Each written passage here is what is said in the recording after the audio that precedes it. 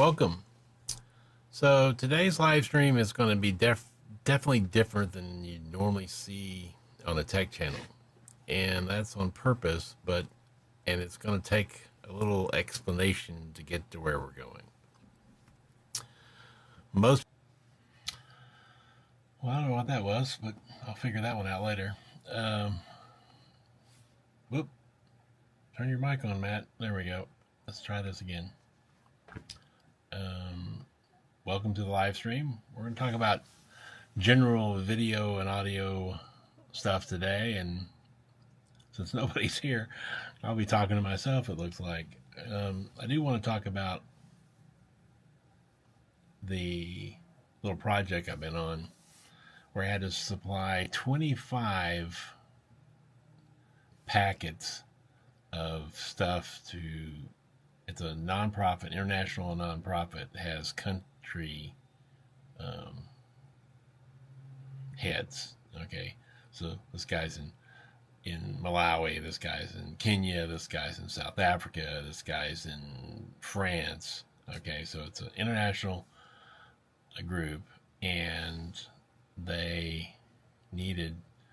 Actually, what happened was I was on helping with some technical stuff for a project for them, and so I was on a Zoom call with them, and I was using this setup to do Zoom, and the head goes, "Your live stream looks so much better than ours. How much would it cost to get there?" I said, off the top of my head, I don't know, $1,500. And next thing I know, I get a call from the guy who says, "Okay, I found up a donor that will, if you need to make an, of course, an official quote, what it takes to purchase 25 setups for these international directors. They're called. They're called country directors. Okay, so they have one for each country they're in, and they're in more than 25, but these were the ones that they wanted to start with, and so I said sure. So I did some testing. I mean, I'm using this camera that I'm using right here is the ZVE1, and then I can switch to this camera, which is set in portrait mode, which I use for split screen. So when I do this picture, you can see the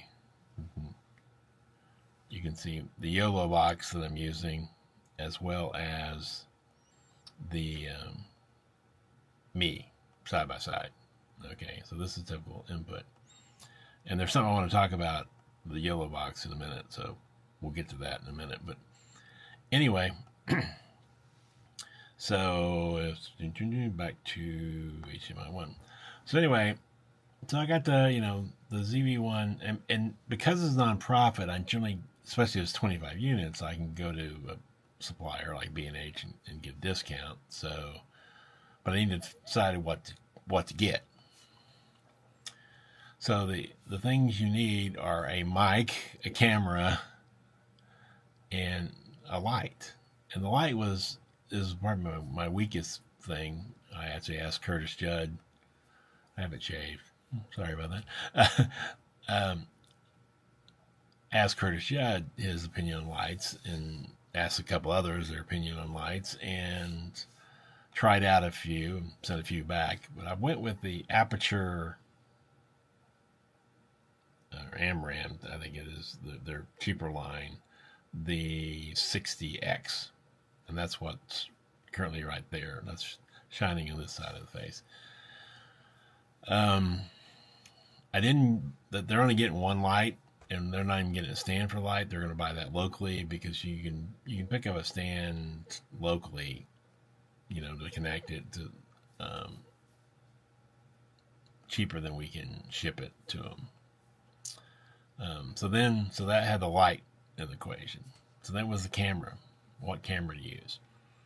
Now, I've been to Africa a few times. I have African friends in Africa, and with another ministry I work with, I've helped them out with gear in the last decade, let's say.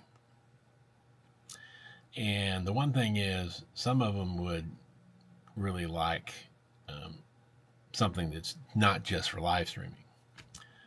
And the ZVE one would fit for that. It's a camera you can take to vlog with, and that's what it was originally designed for.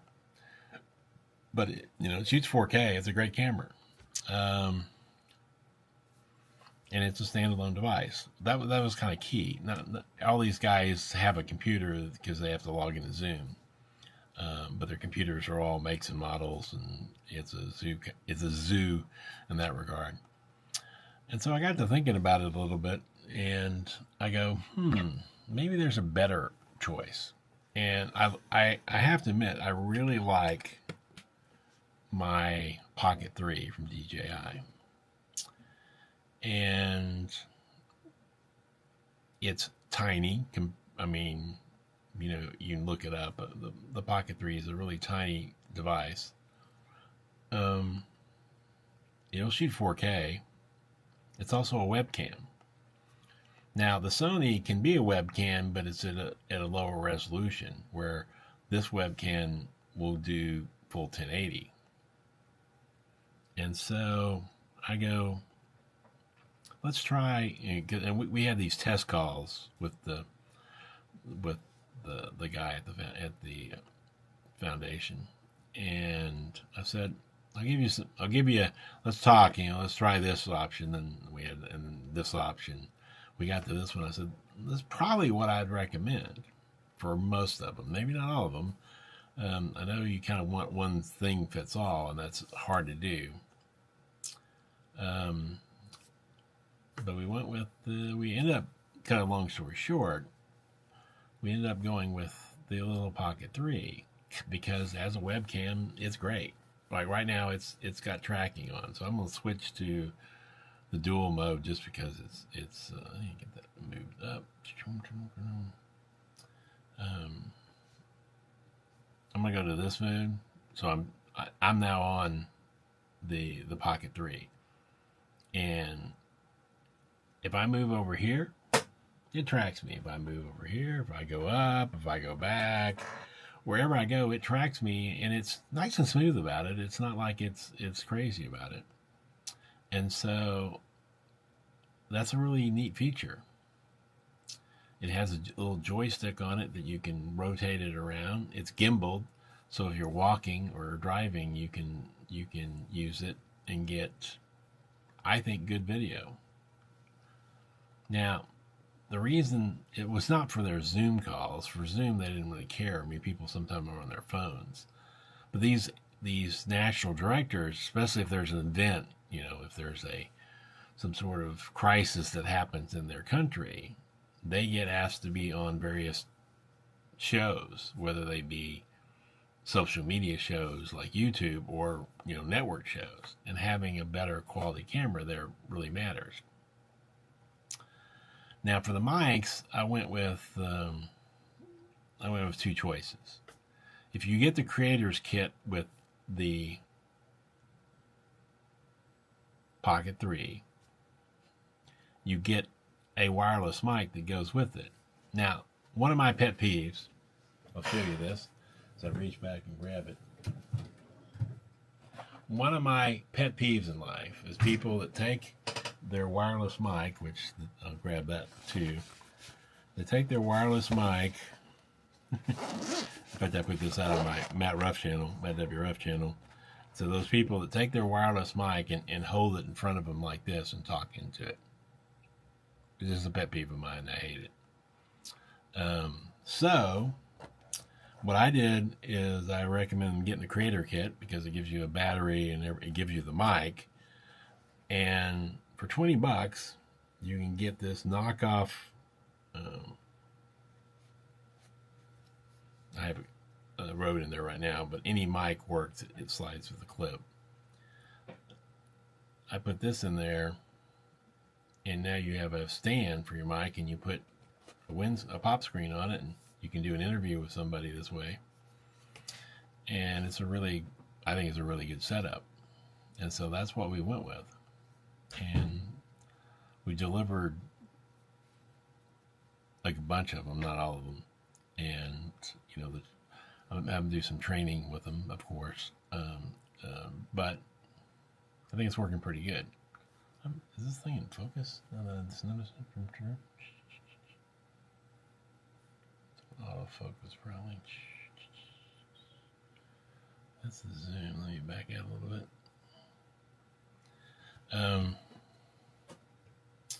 Anyway, so that was one project, and again, if the one person that's here has a question, don't be shy.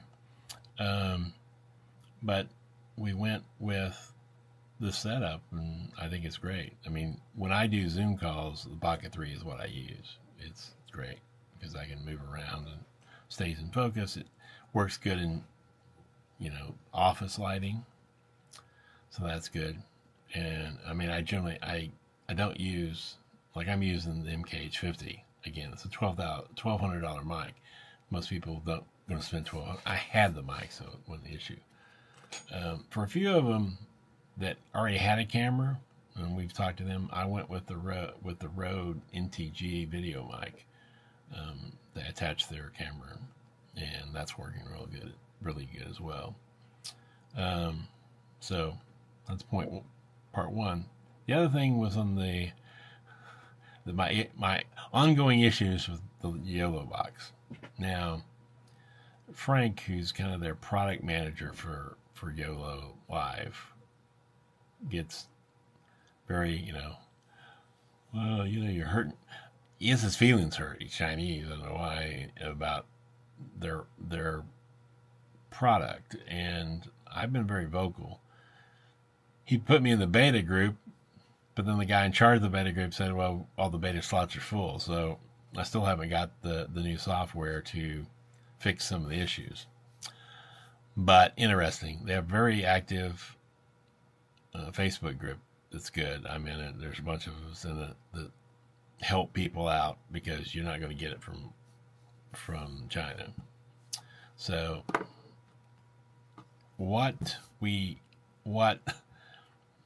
somebody goes, I can't get my Rodecaster to work on it works on the Pro, it doesn't work on the Ultra. I said, yeah, I had that same problem too. What I had to do was come out of the Rodecaster Pro, come out of the line outs, into a Scarlett 2i2, and then from the Scarlett i2 into the USB-C port that's down here. Now there's 2 USB ports on the bottom, and there's 2 on the top. The 2 on the top are USB-A ports. Okay, on a pointer here. These are 2 USB-A ports here and here. Now one is running into is a webcam because the YOLO box will accept the webcam. So that's what I have running in USB 1. USB 2 used to be blank. I'll get back to that. Ethernet output 4 HDMIs. And I'm using 3 today. I don't have my iPad turned on. I could plug it in really quickly if I needed it. But I didn't have a presentation or anything I thought I was going to need it for. But what I normally do, because it's USB-C coming out of the Rodecaster Pro 2, and I brought it into the second USB port, which is right here, approximately. Okay, see where my pointer thing is here. And there was horrible noise. Well, he said, oh, I'm running mine out of the A port. So a couple days later, I hook up the gear, which only takes me about 15 minutes, especially if I don't turn all the lights, because I'm using 4 lights because I have 2 of these little bitty 3 little bitty lights and just 1 good light. It's a small studio because it's really an office, and I don't do this full time. So, pardon the drink.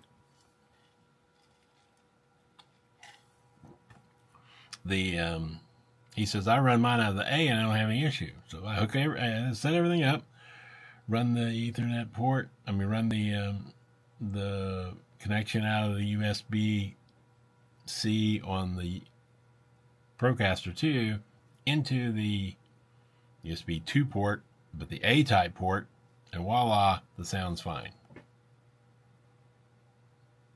And, you know, that's what I get upset about from Yoga Live. Okay? Their programming, they leave these, they set themselves up for, you know, I call it, it's like Android. I mean, it's based on Android. It's like Android programming. It just has these things that aren't, they haven't checked things out enough. There's no reason it should work on fine on the A port, not work on the C port, other than, you know, tightness of code. Okay. But, you know, we reported to them. They'll eventually get it fixed. But until then, I'm using the A port. I mean, I had one A port open, and now I have just the C port open. And you can come in. I've thought about ordering a studio camera. What I mean by studio, not a real studio camera. I'm talking about a Osbot Tel Air camera to put up in the ceiling or up high. Get the camera going here. So I can switch over to the camera 4. Switching to camera 4. I thought about putting a camera like way up there that shines down. So sorry, the light blast. So you could see the full studio, which is, you know, I have 2 computers. There's an iMac Pro there that's currently off, or just in sleep mode. My studio monitor for my M2 Mac Air. Cameras and iPads and all that, you know, around. So, back to one. So,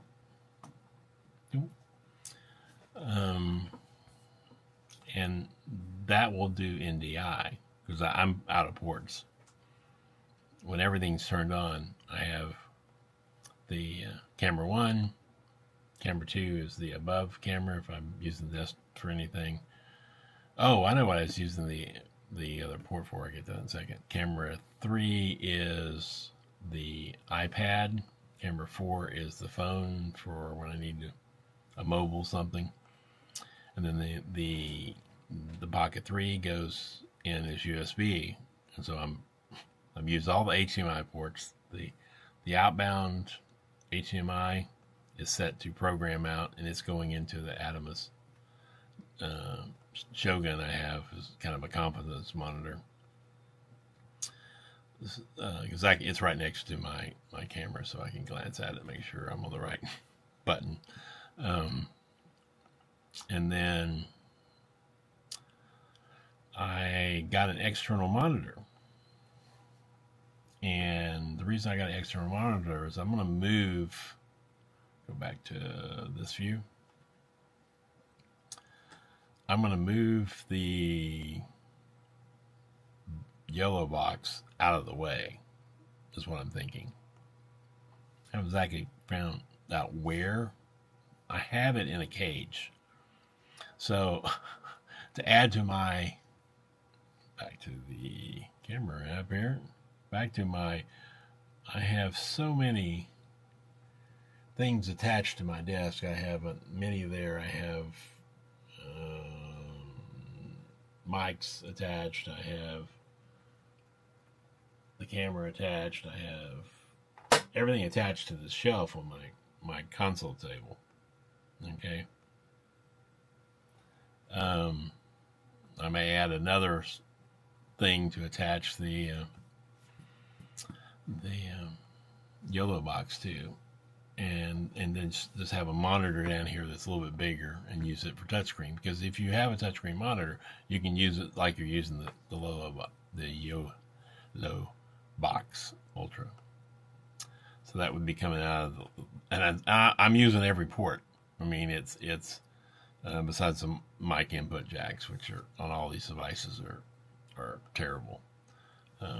bring your mic in through either HDMI or through USB, and you get a much cleaner signal. But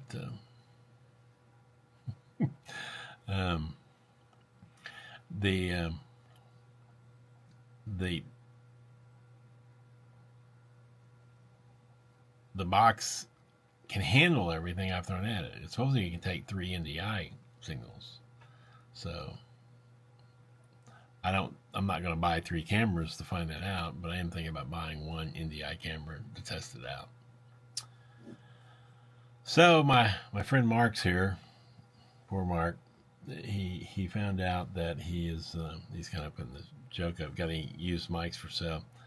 He found out his 416 that he has, Sennheiser 416, which is what, $1,200 mic, Mark, right? $1,200 shotgun mic is a fake. Now he didn't pay $1,200 for it. He bought it off eBay. So if you want to buy a cheap 416, find Mark, and I'm sure he'll sell you his because it's got some issues, I think.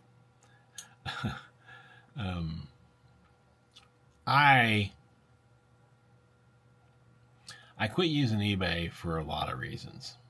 I have a friend who sells on eBay, and so if I have something I want to sell, I pay him a commission of 20% or 15% or whatever he thinks is right, depending on the device, to sell the stuff.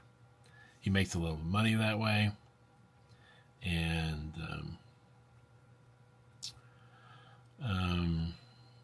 I don't have to deal with it. I signed up for eBay, didn't use it for a long time.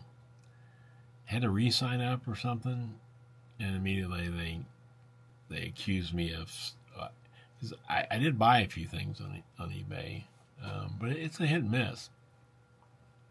I just quit using it altogether. I mean, I don't use PayPal anymore. When they did their political stunt about they're gonna fine people $2,500 if you say something they don't like, I said I don't need a financial institution playing big government with me, so I got rid of them too. He says he bought it for $600. Okay, that's still painful. I mean, that's a great price if you can get a real Sennheiser 416 for $600. But for a Chinese knockoff, not so much. And that's the problem with eBay. There's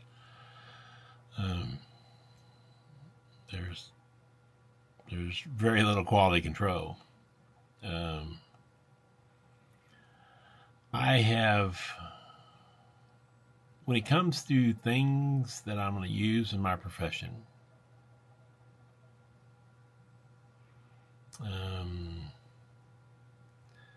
I generally just go, I buy generally new or used from a source I know. Like I've bought used products from B&H. My favorite is open box. I buy open box specials from everybody. Me and my wife got a $3,700 replacement stove / countertop stove oven combo.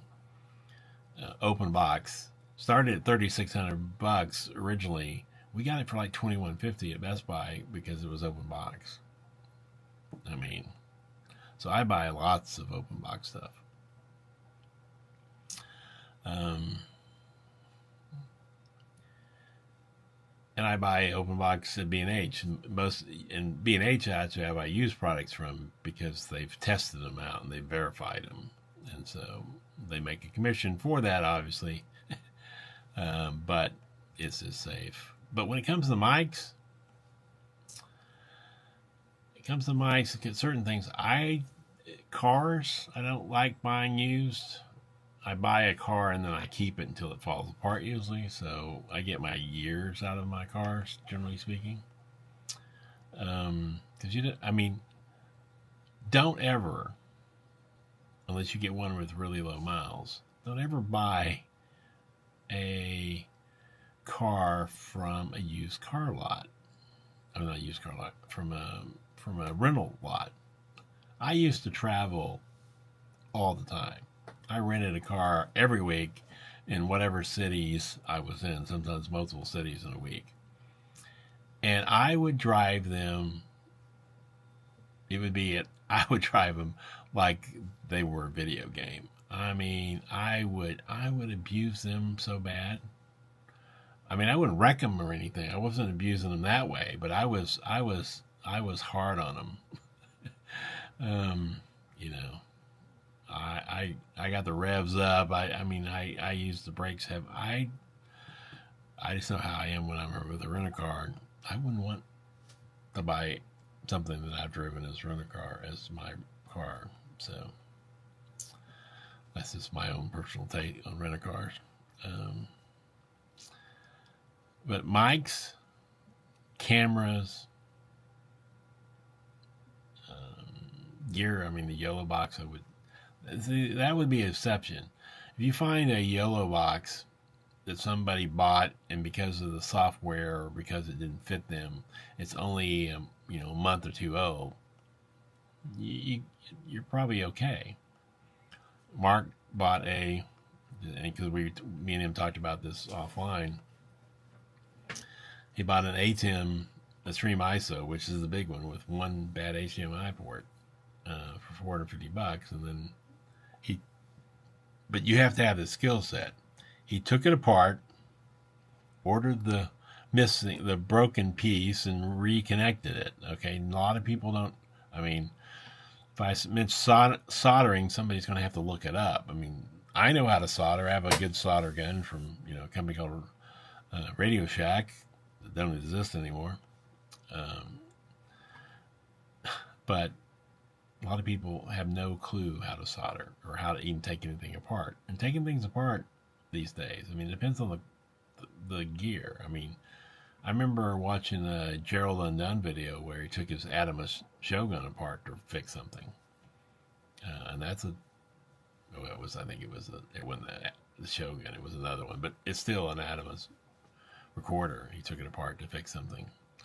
That's a chancy thing to do, because as soon as you crack something open, the warranty's gone. Now, that being said, if you've done like Mark done, you bought one off eBay that the warranty had already expired or whatever, then no risk. But it is a risk. I mean, he purchased this device in hopes that he can make it work. Now, the ATEMs are mass produced, and as I said, I had 110. I think I had probably 20 of them in use. I kept one. I had a spare I owned because I've had 3 fail, which is pretty high. Of the 22 or 3 or whatever the number was, it may even be 30 that I've had 3 fail. It's a pretty high percentage. And I have a backup. We were talking about this on Aaron Parecki's channel. When you go to an event for commercial reasons, if you're being paid, you need to have some backups. I mean, you can't go to a wedding, be the wedding photographer, and only have one camera.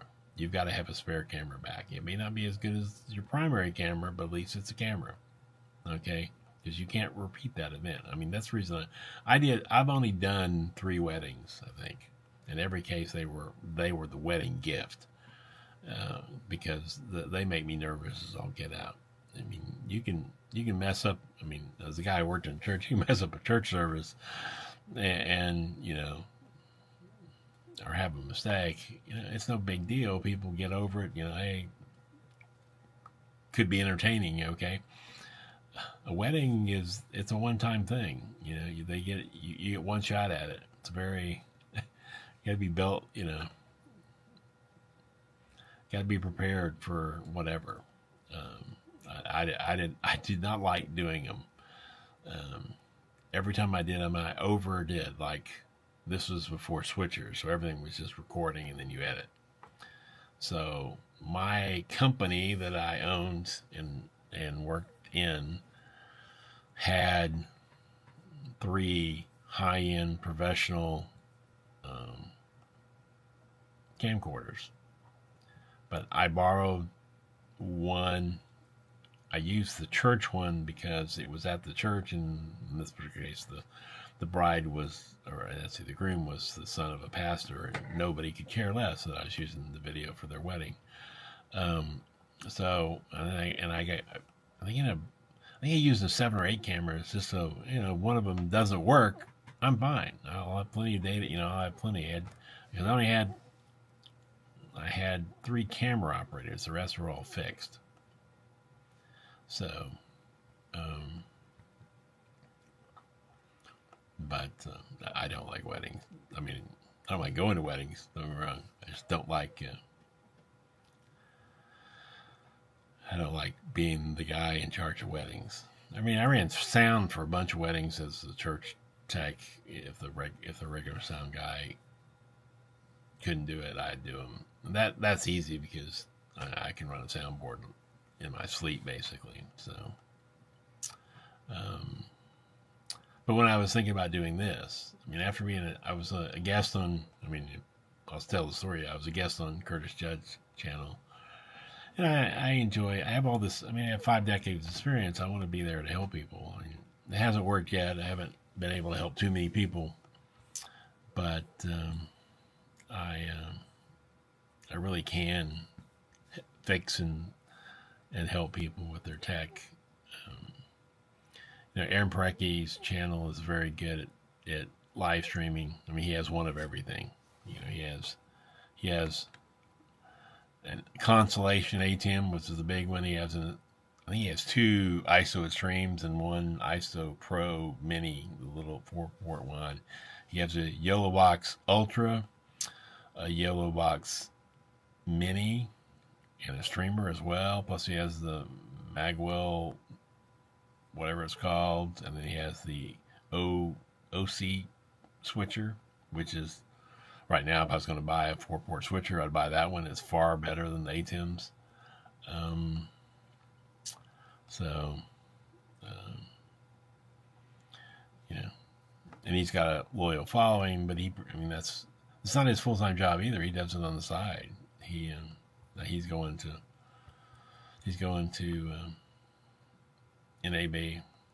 I mean, my channel, I'm not monetized. I don't have enough viewers to ever think about being monetized. So spending money for the channel is a zero profit thing. So, what do you say, Mark? I see a lot of people complaining about broken ATEM equipment. I believe it's mainly heat-related failures. Their cooling airflow design leaves much to be desired. I bet you're probably right. I think that's the problem. I mean, I always told people on computers, because, again, I was director of technologies at the church for 7 years and got a lot of questions about computers because I was also the IT guy. I have a lot of experience in computers. I used to build PCs all the time. And people says, well, I want to get a laptop. I go, get a laptop if you have to have a laptop. Otherwise, get a desktop. Desktops, you repair the piece real easy. I mean, if a part goes out in a PC, it's a piece of cake to fix. Where laptops are, they're these integral things, and you get in there and you actually do something wrong, and there goes your laptop.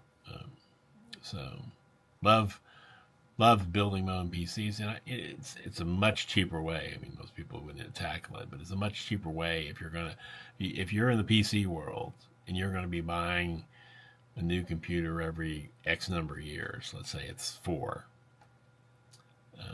You know what never goes bad? Probably the case. I mean, you could buy a good case. I think I replaced motherboards in some of my cases 3 and 4 times.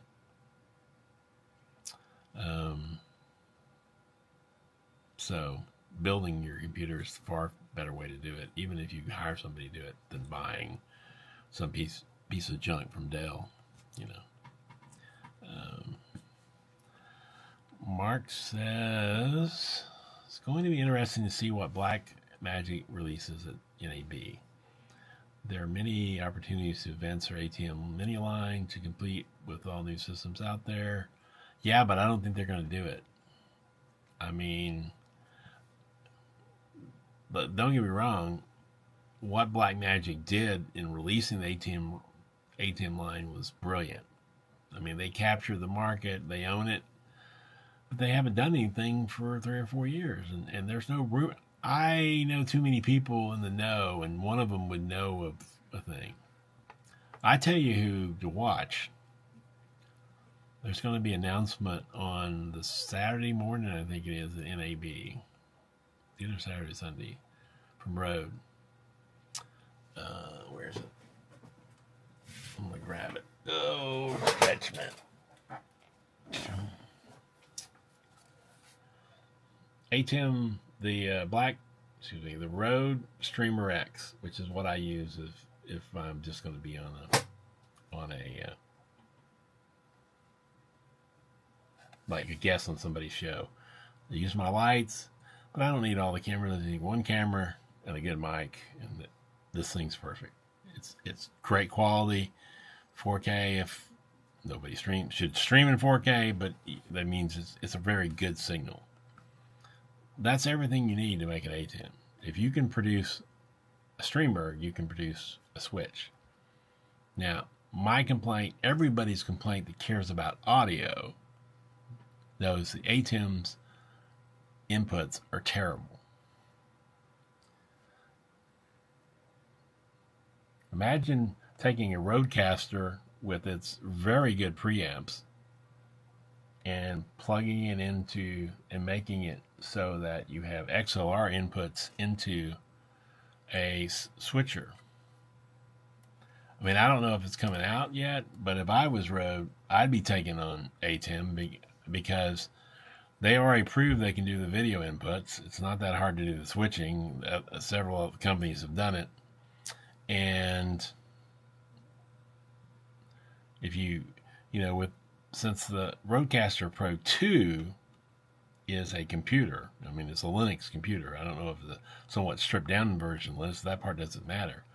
If you can do that, you could tie that together right into a switcher, and you've got a ton of business available to you.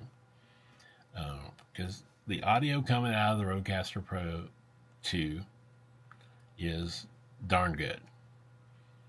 I mean, I've used $200,000 studio mixers, and yeah, you don't have that degree of detail. You don't have, input outputs and punched stuff, but for what we're talking about, which is small, I mean, the days of network TV to me should be pretty much over. I mean, take a show like, Good Morning America or any of those. Their viewerships is around 1 million is all. Okay? They have huge production sets with fancy equipment and overpaid people. And you listen, and you can watch a Joe Rogan, which has, 100 times the numbers, and it's all done in a little studio and put out on internet programs. The only thing that should be on TV anymore, in my opinion, the only thing that really makes sense to be on TV anymore is sports. They can, all that equipment comes in really handy when you're doing a sporting event. It's really hard to do a sporting event with pro consumer grade equipment. But what else? I mean, who knows what, but, things have a shelf life, okay? Things have a usable life. ATEMs, I don't know what they consider their usable life on. I mean, one thing I hate about an ATEM, totally hate about an ATEM, is it doesn't have a power switch. Now, you can buy a cable that has a switch on it, and if that works, or you can, of course, connect it to, unplug it all the time, or have it to a switch plug like I do. I have mine on a switch plug, because it's just terrible not to leave something on like that all the time, especially with their terrible airflow, as Mark said. It's another great thing about building your own computer, you can get better cooling systems. You put a real fan on it there. It's all about airflow and the harder one of the problems with the airline, which is what I'm using my computer is, because I don't really tax it. If I have something hard, I put it on my Mac Pro, which still has a Xeon, Intel chip, and as long as I can get the current software, I'll keep it. I'll eventually get a studio Mac, but I'll wait until the bitter end, because I always have to have more than one computer. I can't, when I'm getting stuff done, I'm used to having two computers. It's down, as I said, back when I had my own company, I had 12, so I've retired. I'm down to less than a number. So, but it'd be kind of curious. But good mics, a mic comes out and then it's got a shelf life. We had on Kurt Shed's channel, had one of the guys from Shure, the historian. The SM58 has a 500,000 hours before failure rating to it. It's like 20, 30 years. It's crazy. A good mic. My kids will inherit these Sennheiser. I have two MKH50s and two 416s. And I should say I have two real Sennheiser 416s and two real MKH50s. And they should last longer than me. Now, think like a Pocket 3, they come out with a new version every couple years. How long they'll last, I don't know. But they're not terribly expensive either. The whole kit was less than $1,000, and I'll get 3 years of life. 3 years of life on it. So, lights is my weakness. I have a couple of production studio. I have some production lights. I should say had. They're in the production company that my son-in-law is running now. So I don't have much else. I've been online for 45 minutes. I'll get a few more minutes to go, and then unless there's a question Mark has, who's pretty much the only one here. But I will talk about. We have a Facebook group.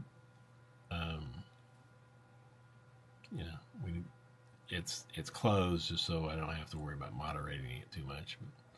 But you'll get in, have a question, we will answer it. I have a phone just right here.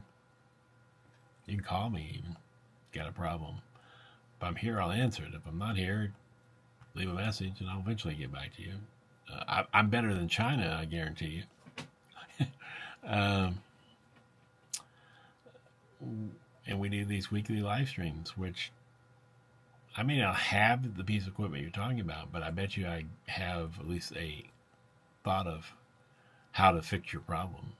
I know a ton about audio, but I also know a ton about computers and video gear. I've used a Sony Venice camera. I've used an Alexa camera. I've used high-end Canon cameras. I've used Blackmagic cameras. I have Sony cameras. I've used an unnumbered mixer boards.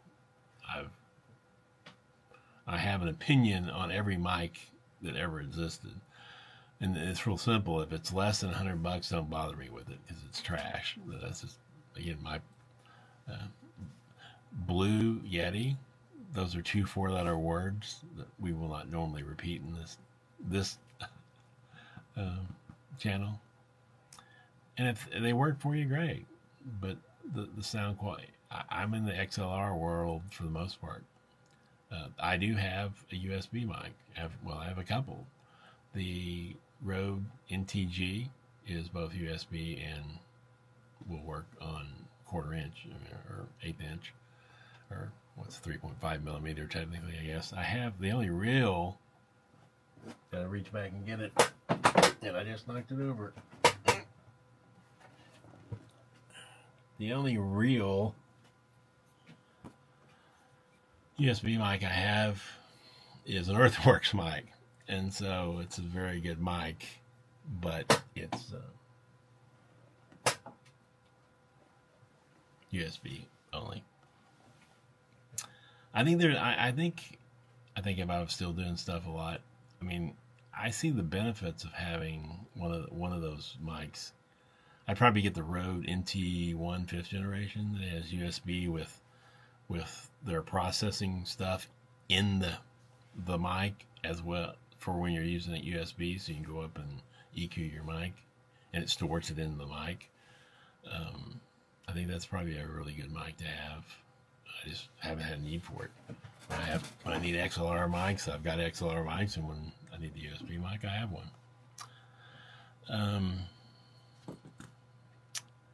So, cameras. I think cameras. I'm going to have Tom Buck on this channel, I hope, within the next month, and we're going to talk about camera setups. I think way too many people spend way too much money on cameras. A Sony ZV-E10 or E1, Sony and their naming conventions. The Sony ZV-10, their APC camera, is all you need for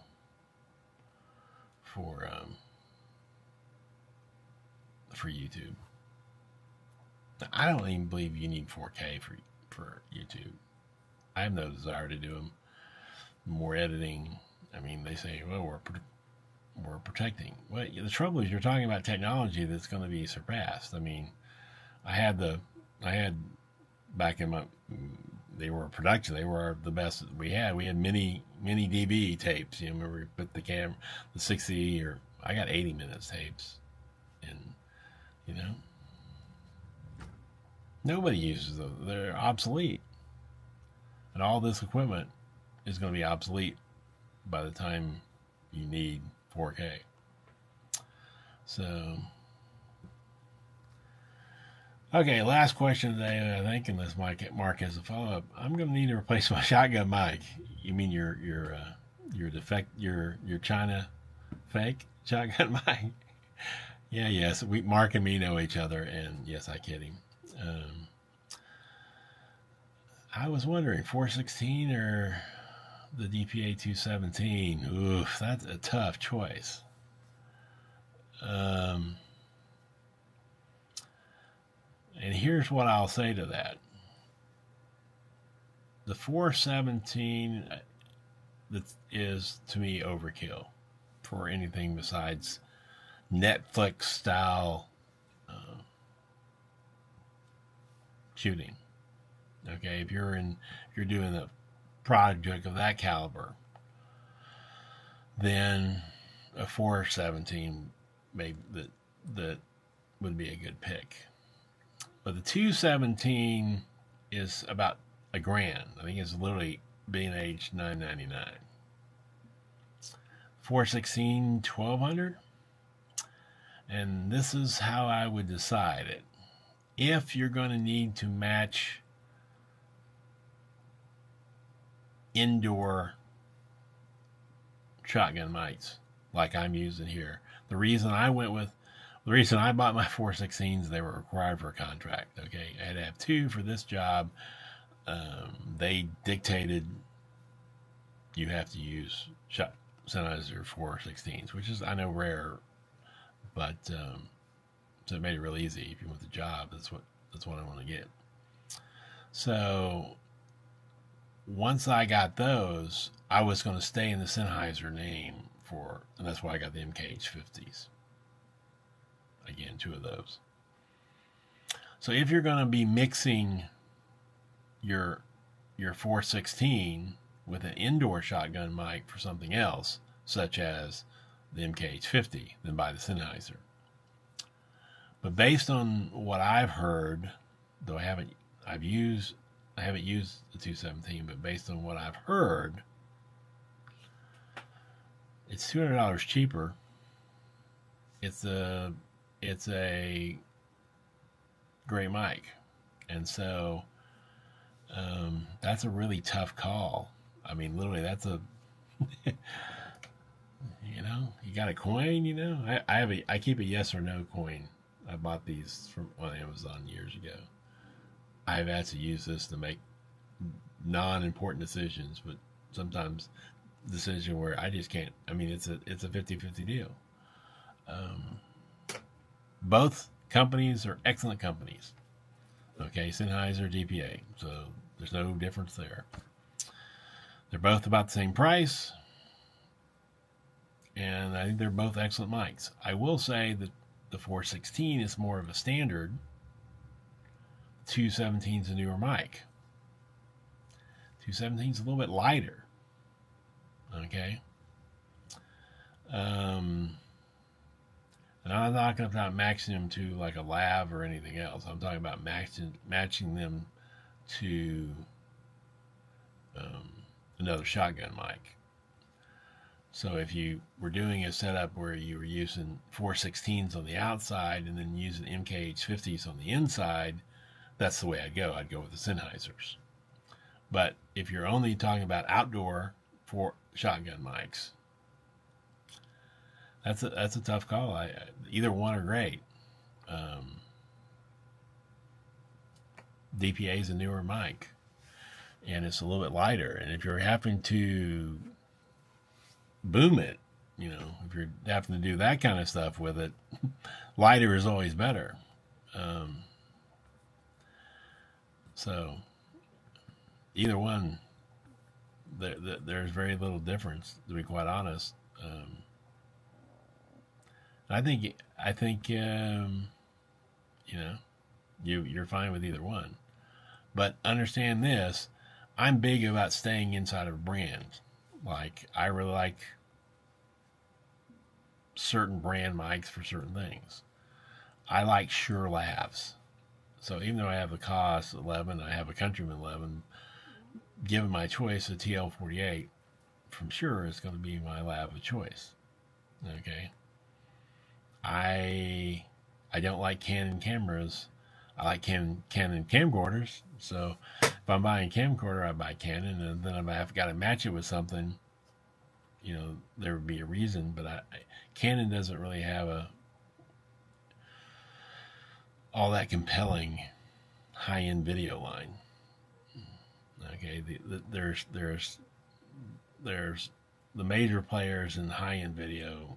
The stuff that I hope to be doing in the next 5 years require not Sony Venice or Alexa, but red level cameras. We're seriously talking about buying 2 Sony the Baranos, the new 8Ks. So those are great cameras. Great.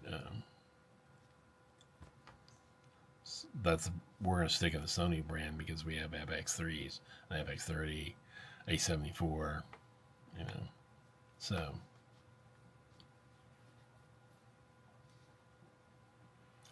But if you're going to buy any other mic, try to stay in a brand. I've bought lesser mics for more money because it was still the same brand, because there's some continuity. Their engineering profile is going to be the same across their mics. And I know studios that only have, they have 200 mics, but they're pretty much, exception of a specialty mic here or there, they're just two brands. Okay, so DPA is a big company, and they've got great lavs and great shotgun mics, and If that's the way you want to go, stay in that brand. Sennheiser again, another great brand. So right, so you know, stay in the brand is what I recommend. I also recommend buying it from a credible dealer like Sweetwater and B&H are my only two I use. They're big, um, but let me tell you, B&H has saved my bacon so many times. I will we'll tell you this if you don't know it. If you don't have a B&H credit card, get one. It's called a Payboo or some stupid name. But if you live in a high sales tax state, now I live in Tennessee, 9.25% sales tax because we have no income tax. So if you're in Florida, Texas, Tennessee, those type states that have a pretty high sales tax, get the Payboo credit card, because if you use the credit card, you can just pay it off, when the bill comes, so you're not out anything. They absorb the sales tax. So I basically get 10% off when I buy everything with B&H. I buy it with that credit card. And it works on sale price, so it doesn't matter. You get the discount. So generally speaking, that's my first choice for gear. Sweetwater have very good engineers, salespeople, and when you're buying a custom setup, like if you need a whole bunch of gear for a project, they can help you put it together, and they still give you a good price and good service and stand behind it. So anyway, but yeah, the only shotgun, if you can afford an MKH50, get it. It's that good of a shotgun. It's not just being an industry standard. It's just a wonderful mic. It works so good indoors. The NTG5 from Rode but you'll notice a huge difference. And the Rode NTG, to be quite honest, I wouldn't, if you can't spend that money, just get the video NTG mic from Rode. It's a pretty darn good little mic. Just need to be a little bit closer, but you can still keep it out of the frame. So that's my advice on that. And with that, we're going to call it a day. Next week, I want to, if I don't have a next week's NAB. We're probably going to be talking about stuff released at NAB. The week after that, I'm hoping to have a guest. So they've supposedly got the software. They're about to get the software fixed. I've already seen the demo of the fixed software, so I can have guests again without them being pixelated, which is what I want to do a lot of. So with that, we're going to call it a day. Go out there and have some fun, and we'll be here next week. If I press the little button here. How do you end one of these? That I don't know. Bye.